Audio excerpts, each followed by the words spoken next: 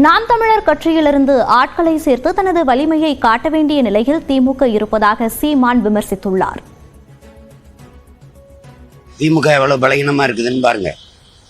எங்க கட்சியிலிருந்து ஆள் சேர்த்துதான் அது வலிமையை காட்ட வேண்டியது இருக்கு. இதனால நான் பலகீனப்படுவேன்னு நினைக்குது. ஒரு பெரிய ஆலமரத்துல சில கிளைகளும் இலைகளும் உதிர்ந்து விழுவது மரத்துக்கு வீழ்ச்சி இல்லை, வளர்ச்சி தான். இந்த கிளை முறிஞ்சா இன்னொரு கிளை வரும், பல இலைகள் உதிர்ந்தா புதிய தளிர்கள் வரும். இது தெரியாததான் என்ன?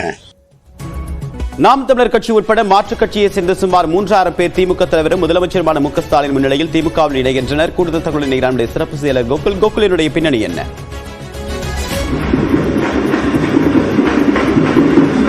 நாம் தமிழர் கட்சி உள்ளிட்ட மாற்றுக் கட்சியை சேர்ந்த 3000க்கும் மேற்பட்டோர் இன்று திமுக தலைவரும் முதலமைச்சருமான மு க ஸ்டாலின் முன்னிலையில் இணைய இருக்கிறார்கள். அதற்கான விழா கலைஞர் அரங்கத்தில் இன்னும் சற்று நேரத்தில் அண்ணா அறிவாலயம் கலைஞர் அரங்கத்தில் நடைபெற இருக்கிறது.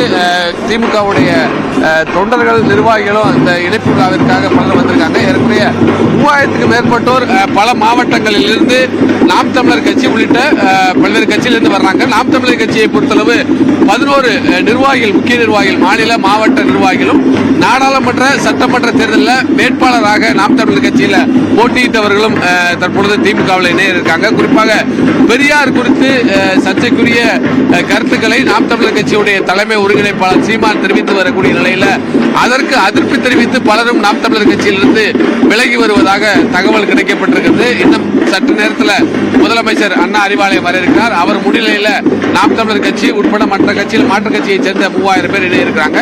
நாம் தமிழர் கட்சியில் ஏறக்குறைய 2000க்கும் மேற்பட்ட தொண்டர்களும் 11 மாநில மாவட்ட முக்கிய நிர்வாகிகளும் இணைய இருக்காங்க. இப்ப வழக்கமாக சீமான் நியூஸ் 18 தமிழ்நாடு தொலைக்காட்சிக்கு பிரத்யேக பேட்டி கொடுத்திருக்காரு. அதுல திமுக இந்த அளவுக்கு பலவீனமாக இருக்கா அப்படின்ற ஒரு கேள்வியை அவர் முன் வச்சிருக்காரு. திமுக வழக்கமாக அதிமுக கிட்ட இருந்தோ மற்ற பிரதான கட்சியிலிருந்து தான் தொண்டர்கள் இணைவாங்க. பெரியார் மீதான விமர்சனத்துடைய எதிர்வினையா நிர்வாகிகள் என்ன காரணத்தின் அடிப்படையில் திமுக இணை வந்திருக்காங்க?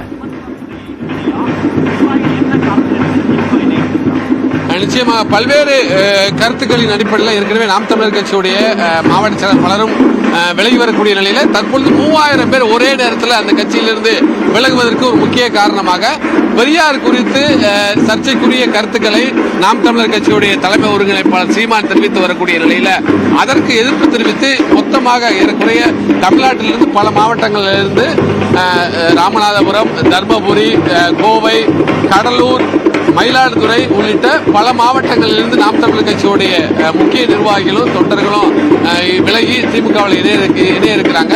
அதற்கு முக்கிய காரணமாக பெரியார் குறித்து ஒரு சர்ச்சைக்குரிய கருத்துக்களை தொடர்ந்து சீமான் பேசி வரக்கூடிய நிலையில் அதற்கு அதிருப்தி தெரிவித்து அதனுடைய காரணமாக விலகுவதாக அவர்களிடம் பேசும்போது தகவலாக இருக்கிறது.